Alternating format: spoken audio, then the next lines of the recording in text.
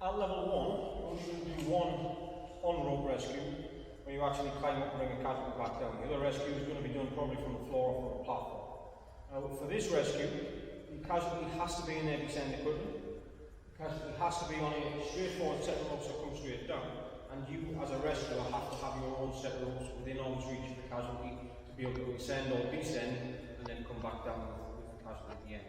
Now extra equipment for this, I'm going to be taking one of these, which is a quick draw or a short link. If you didn't have one of those at work or in a training centre, just use a couple of carabiners linked together instead.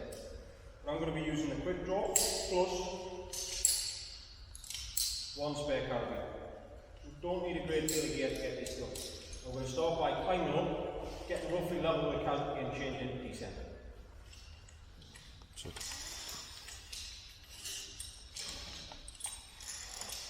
The first thing we need to do is access the casualty, so you're going to need to get into a position where you're about level with the casualty.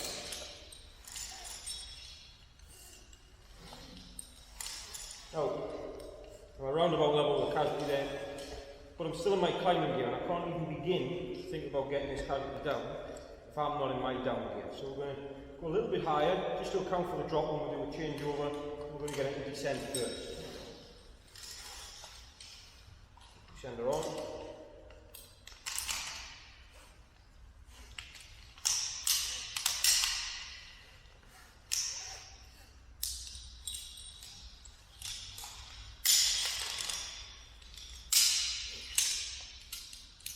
Full changeover, make sure both bits of climbing gear are removed from the rope, tidied away. And then if needs be, you can always come down a little bit more to get in the right position. Now I'm looking for my descender being about level, maybe an inch or two higher than the casualty. Drop down a little bit more, stop there.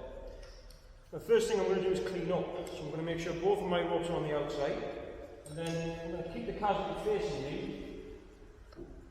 Wrapping my legs around there. I'm going to make sure there's no ropes end up trapped between me and the casualty here.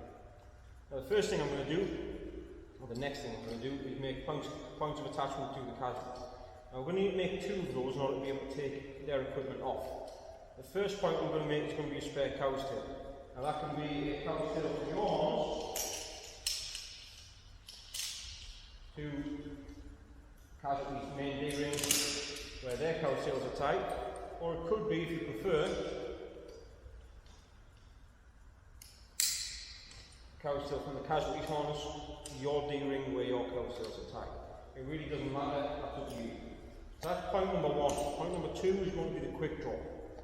Now, this is a bit of gear we're going to hang the casualty's weight from. So you need to think very carefully about where you connect this on your harness. You certainly don't want to clip to anywhere like, you know, the chest attachment or the hip attachment. We're going to feel every bit of that casualty's weight when we load them off that descender.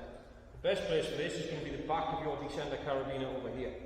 We're going to clip that in there, screw it up, and then this end is going to go to the casualty. Now this is the thing the casualty is going to end up hanging from here. So in the interest of keeping them in a more upright and more comfortable position, I'm going to aim to get that short link or quick draw into this chest D-ring here. So I'm going to spin the casualty around, you can drop down if needs be, pull them a little bit closer. It's not a brilliant position for the casualty to be in.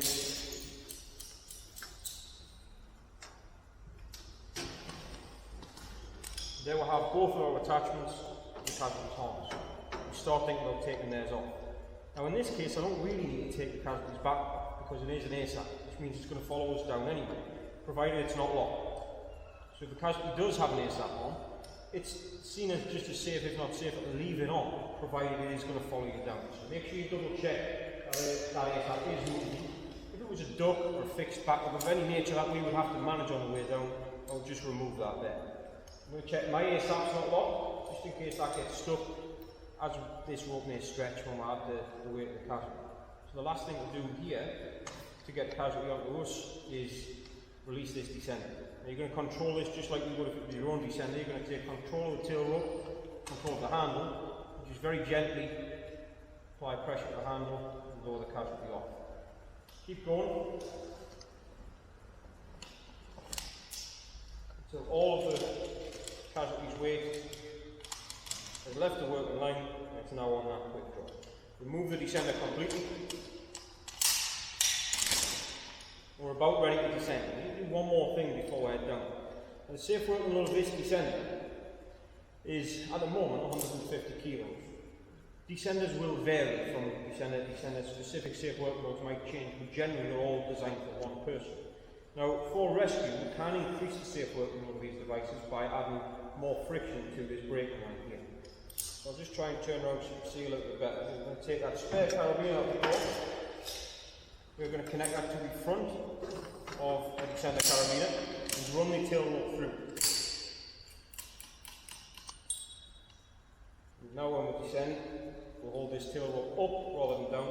Create a pinch point here between the descender and the carabiner. That's going to give us more control with the extra weight on the descender. Nice and gentle on the handle, take your time on the way down.